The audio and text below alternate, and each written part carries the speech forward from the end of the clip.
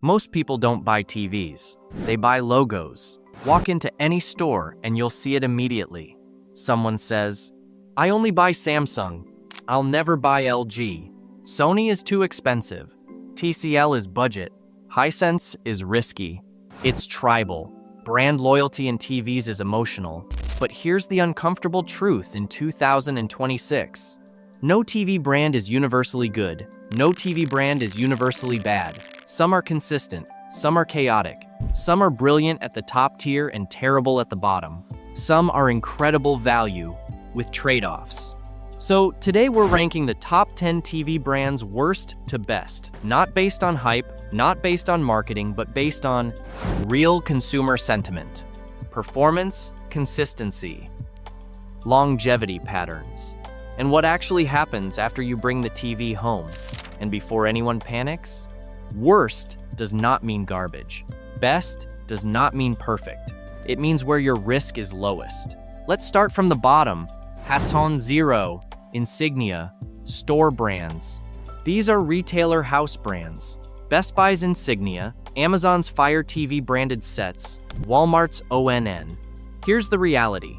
These TVs exist for one reason: price. They are built to hit aggressive price targets. Under $400, under $500. Big screen for cheap. Reddit sentiment? You'll constantly see comments like, "ID, good for the price. Fine for a bedroom. Not my main TV." And that's the key. They're not disasters. They're just built with basic processors, minimal dimming, shorter software support expectations. If it's a secondary room TV, totally fine. If it's your primary living room investment, high risk. That's why they rank last. Not because they're evil, because they're optimized for cost, not longevity.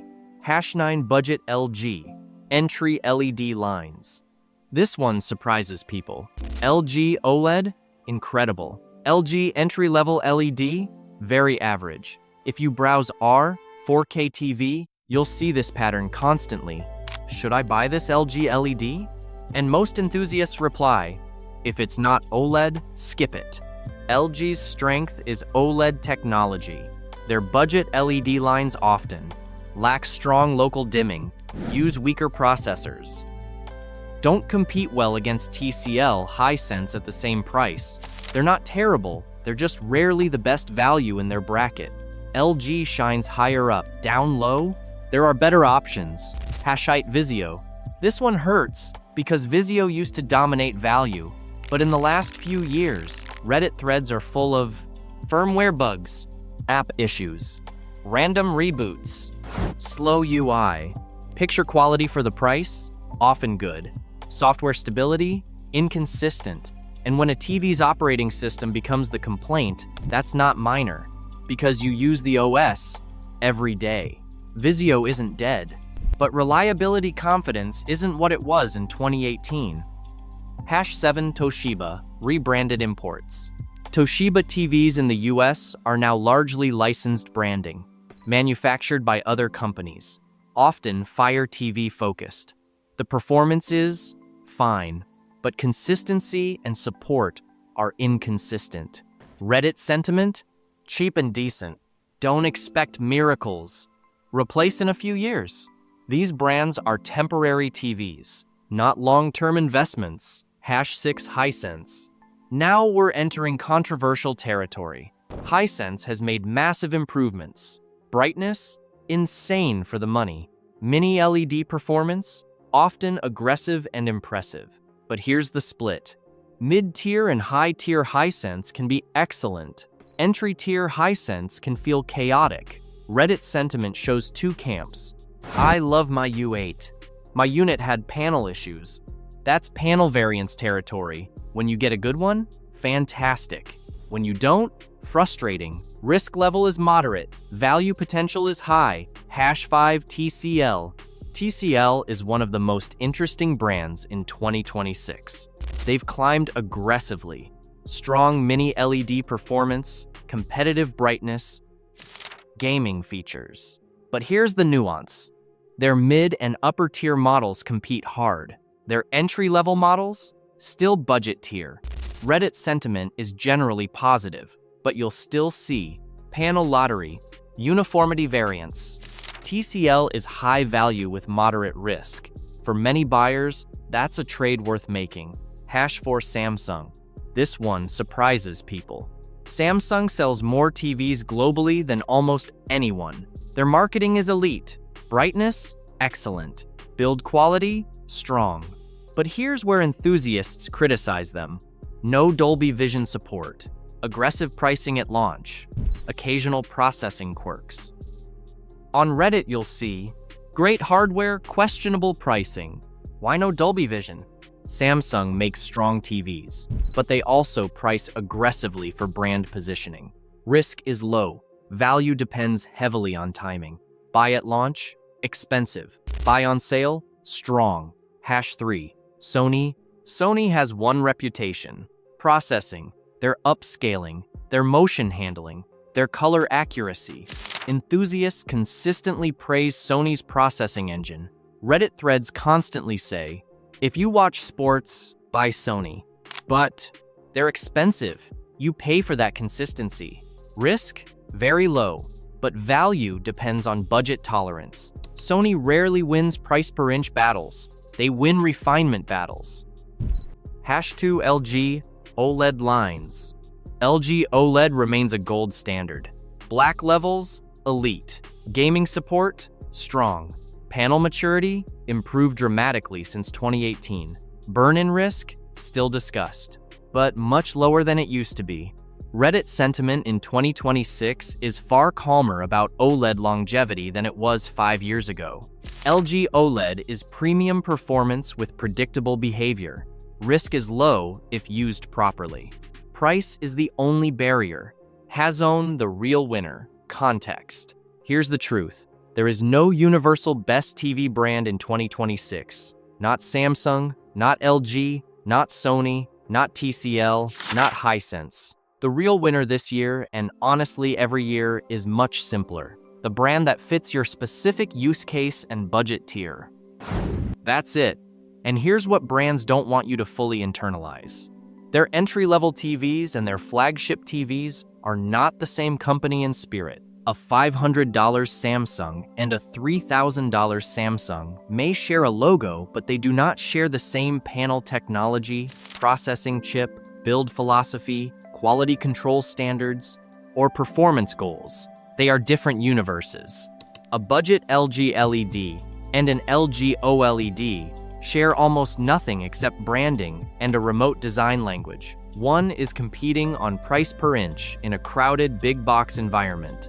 The other is competing on cinematic performance and contrast precision. Even within Sony, a brand known for premium processing, the gap between entry-tier LED models and their high-end OLED or mini LED sets is massive. Processing tiers differ. Backlight systems differ. Brightness ceilings differ. Longevity expectations differ. So when someone asks, what's the best TV brand? It's the wrong question. The smarter way to think about this is rank tiers within brands, not brands overall. Because most disappointment doesn't come from buying the wrong brand. It comes from buying the wrong tier within that brand. The tier illusion. Brand loyalty is powerful. It feels safe. My last Samsung lasted 10 years. I've always trusted Sony. LG makes the best panels. That thinking isn't irrational, but it's incomplete. TV manufacturers operate in layers. At the top layer, you get flagship engineering, the best panels, the most advanced dimming systems, the newest processors, the strongest quality control. These are halo products, designed to win awards and dominate comparison videos. At the bottom layer, you get aggressive cost optimization, retail competition, spec sheet marketing, price brackets designed to hit psychological thresholds. $499, $799, $999. Those TVs are engineered backwards from price. The flagship is engineered forward from performance. That distinction matters more than the logo. When someone buys a $600 TV from a premium brand and expects flagship performance because it's a good brand, disappointment is almost guaranteed. Not because the TV is terrible, but because expectations were calibrated to the brand's best products, not its entry tier. The logo sets the expectation. The tier determines the reality, the real advice. Let's simplify this into what actually works in 2026. Avoid blind brand loyalty. Loyalty made sense when brands had narrower lineups. Today, each major manufacturer covers almost every price segment. Loving a brand's OLED does not mean their budget LED is exceptional. Buying entry tier from premium brands expecting flagship performance, that $700 QLED might sound impressive, but marketing labels don't equal backlight sophistication or processing quality. A premium badge on an entry-tier model doesn't elevate it into a different class. Assuming all models in a lineup are equal, TV lineups are structured like ladders. Each step up typically improves brightness, dimming precision, motion handling, and processing. Skipping research and assuming they're similar is where most mistakes happen. Buying at launch price, early adopters pay a premium. TV pricing cycles are predictable. Prices drop significantly within months. By Black Friday or clearance season, mid-tier models often become dramatically better values. Ignoring software stability discussions. In 2026, your TV isn't just a panel, it's a software platform. Laggy interfaces, crashing apps, firmware bugs, and slow updates can ruin long-term satisfaction. Hardware matters. Software stability matters just as much. Instead, research the exact model. Not the brand, not the series name, the exact model number. One letter difference can mean a different retailer variant or panel supplier. Search the SKU on Reddit. Not for hype, for patterns. If dozens of users report blooming issues, Wi-Fi drops, or firmware glitches, that's data. One complaint is noise. 50 complaints is signal. Look for recurring complaint patterns. Every TV will have critics. What matters is repetition. Dirty screen effect during sports, widespread HDMI handshake bugs, poor HDR brightness in real measurements, patterns reveal truth. Watch real measured tests. Marketing pages will always say brilliant contrast and stunning HDR. Measurements tell you actual peak brightness in nits, actual contrast ratios, actual input lag numbers. Objective data grounds expectations. Buy based on use case, not logo. Bright living room with windows? You need brightness. Dark home theater? You need contrast precision. Competitive gaming? You need low input lag and HDMI 2.1 bandwidth. Casual streaming in a bedroom? You need reliability and decent uniformity. The best TV is the one optimized for how you actually watch, not the one that wins online debates. The hard truth. The most dangerous thing in TV buying isn't a bad brand. It's confidence without research. That quiet certainty when someone says, "Don't worry, it's a Sony," or "Samsung is always safe," or "LG is the best." In 2026, every major brand makes at least one genuinely excellent TV. Every major brand also makes at least one disappointing TV. And often, those TVs exist in the same lineup. A brand's flagship might be class-leading, while its entry model is aggressively average. A value brand might produce a shockingly good mid-tier mini LED and also ship inconsistent budget models with panel variance issues. The logo on the box tells you almost nothing about which one you're getting. Brand reputation is built on halo products. Sales volume is built on entry tiers. Those are not the same thing. So when you see blanket statements like, "Never buy brand X," brand Y is always the best. They collapse under scrutiny. The reality is more nuanced and more empowering. You don't need to avoid brands at all costs. You need to avoid assumptions at all costs. Because assumptions shortcut research, and research is what separates satisfaction from regret. If you approach TV buying like this, identify your budget tier first. Define your primary use case. Research exact models within that tier. Compare measured performance, not slogans.